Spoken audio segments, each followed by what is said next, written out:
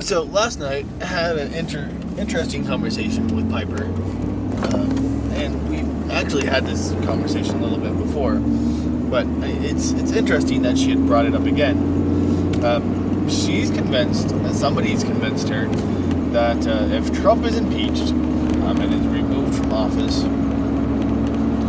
then if Mike Pence gets into power, he's going to round up all the alphabet people, all the LGBTQIRST people, and put them in concentration camps. Of course, there's no real basis for that, as far as I've been able to ascertain. So it's an interesting. She's six, or not? She's not six. She's in sixth grade, and she's reportedly hearing this from kids at school. So, that's the interesting thing becomes. Granted, where is that coming from? Is that coming from teachers? Is that coming from parents? Are these? It's 2020 now. So is it just coming from where these kids are looking on the internet? This is sort of. Granted, it kind of makes me walk back a little bit because in 2014, how many of us believe that Barack Obama wanted to round up all the Christians and put them in concentration camps? Right? The numerous articles I saw, I didn't share many, of the reports that, the trains full of plastic coffins, 2010, 2012, the FEMA camps, that were being built. There was even a TV show that investigated some of this stuff by a pro wrestler. But how many of us, how many on the right shared articles about, the coming rounding up of Christians by Barack Obama, and the confiscation of guns, and the Civil War, and the trains full of the plastic coffin liners for the mass killings? How many of us shared those back in 2010 when we thought, when many people thought that, Barack Obama was, the literal, the Antichrist, right? We had 7 years left, and the rapture is going to happen at any time. We got 8 years left,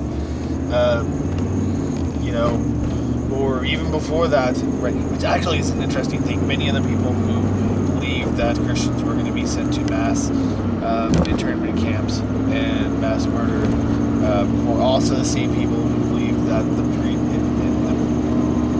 pre-millennial rapture. So are we in a mid-wrath type thing? Anyway, but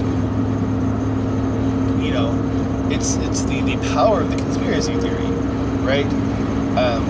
There's no evidence at all that if Mike Pence becomes president, he's going to round up the alphabet kids and put them in re-education camps. As far as I know, there's nothing, right?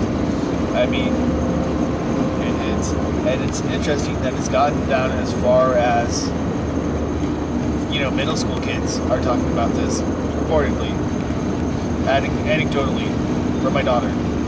I don't know if all, but we've seen it, the school reports, the 14-year-old kid who wore the MAGA hat and got the crap beat out of him, right?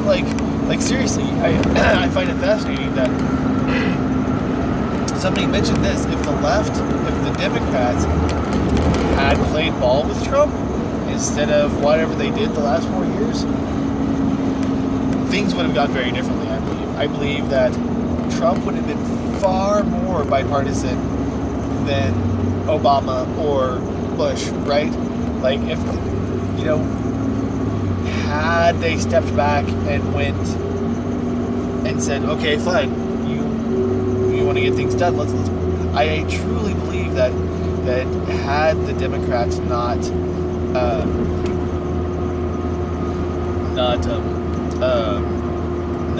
went the direction that they went with investigating him for or whatever he supposedly did, if they would have worked with him, he would have been the Democrat president that everyone that they all wanted. But they didn't, and they decided to choose craziness, and now he's going to get elected again. And they drove him towards, instead of pulling him into a bipartisan middle, they pushed him to the base right.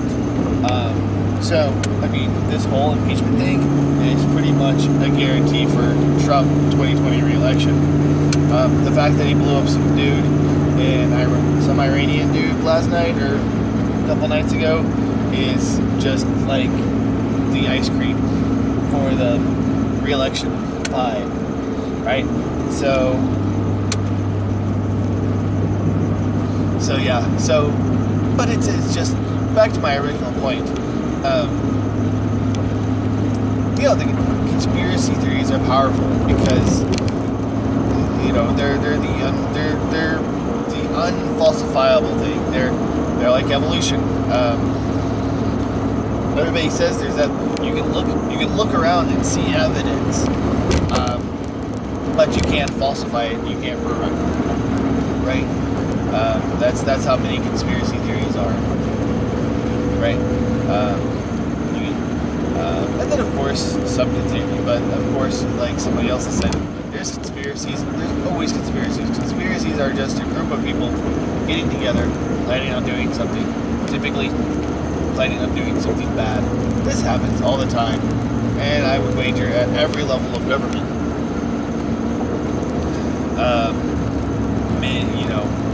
And most of the time, there's not much we can do about it. What's the verse? But I'm always reminded of the verse in, I think it's Isaiah 17 maybe, when God showed, God tells Isaiah, do not call conspiracy what these people call conspiracy. Do not fear what they're telling you to fear. Fear only God. So,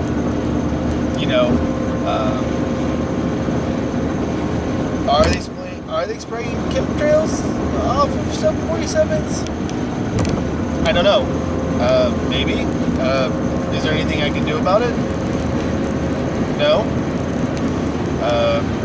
It is an international cabal of pedophile Satanists rigging elections and trying to create a one world government. Maybe. Is there anything I can do about it? I don't know. Aside from taking part in the Civil War, probably not. I don't know, right? Like if these things are true, what can we do about them? And then but what does God tell? Like I said, I believe it's Isaiah that he's speaking to. It's like, don't fear these people, fear me, right? So whatever these people are doing, whatever the Illuminati or the Skull and Bones or the lizard people, or whatever, right? God's like, whatever these people are doing, right, I'm going to deal with it, right? And I believe this was after he even showed, it was either right before or right after he showed him, the leaders of Israel in a cave, basically, doing all sorts of horrible pagan things. So God's like, they're doing these things. Don't worry about it. I've got you. Right? I've got it. I'm taking care of it. And I think while it's helpful sometimes to know that there's dark and dirty things going on, like Epstein for certain. Like we'll take the case of Epstein. Is it very interesting and sometimes very helpful in forming worldview and forming decisions about who we're going to vote for and that sort of thing? If we know that candidate X is connected to Jeffrey Epstein, who flew people to an island to do terrible things, sure, yes it is. But it can become mission creep for Christians. Our goal, God's got it, right? If these people are doing these said terrible things, then whatever we concoct up is going to be nothing compared to what God's got in store, right? Like if these people are storing up wrath for themselves, and so we need to trust God with these things, right? What's Psalm say? Psalm 2 tells the leaders of the nations, kiss the Son lest he be angry, or he is going to break you with his iron rod, right? That's Jesus. People go, oh, theonomy is bad, but no, theonomy, everybody, you say that, okay, so off track, but so, these people, these leaders, they're storing up their own, their own day to get hit with the rod. It's an iron one. It's not switch off the oak tree, right? Or the willow tree. Right, so, that can lead off into a whole nother discussion. But again, it's just interesting how even, in 2020, how these conspiracy theories can get down to a middle schooler in nowhere, Missouri, right? I'll have to check the see if I can check this conspiracy rags to see if there is even anything about hence wanting to put people in concentration camps, because that's one I hadn't heard before. So yeah, I will have to investigate that. But that was definitely interesting, and we definitely swinging this back to another direction. We definitely need to be aware of. I mean, it's hard. Those of us who send their kids to school,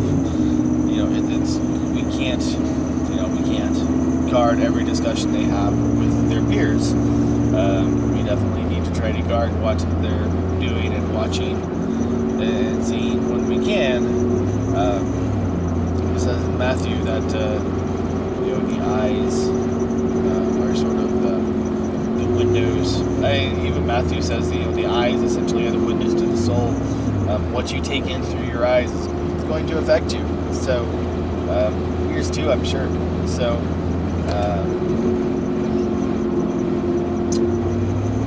we sort of need to, as parents, in 2020, where all the information on the planet is available in a 9-ounce handheld device, right? It seems like an uphill battle sometimes. So, anyway, that's my weird ramblings for today.